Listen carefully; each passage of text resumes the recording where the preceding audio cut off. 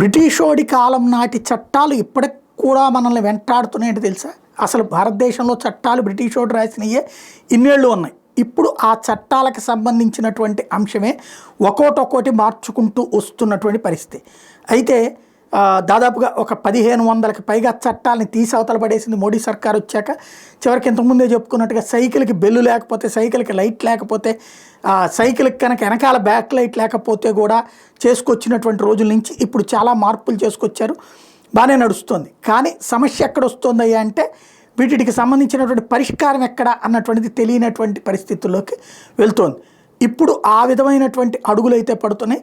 తాజాగా తీసుకొచ్చినటువంటి కీలకమైనటువంటి అంశం లోక్సభలో 2025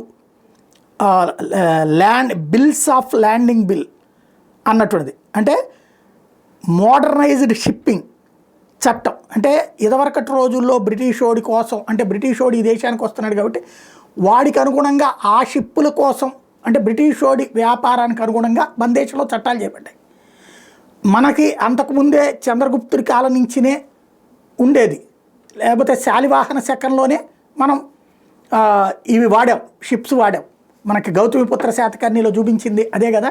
అప్పటి నుంచినే షిప్పులు తెలుసు మనకి. మన షిప్పులని చూసినే మన దేశానికి వచ్చి ఇక్కడ ఆక్రమణకు పాల్పడ్డటువంటి ఫ్రెంచోడు, డచ్చోడు, బ్రిటిషోడు వీళ్ళందరూ చివరికి ఈటెట్లో మన నైపుణ్యాన్ని దెబ్బతీయడం కోసం అని చెప్పేసి మన దేశంలో తయారీలకు బ్రేకులు వేస్తూ అవతల తయారీలకు చేసుకుంటూ దరిద్రపు చట్టాలు చాలా చేశారు. 169 సంవత్సరాల తర్వాత, వాళ్ళు అప్పట్లో బ్రిటిషోడు 1856లో చేశాడు.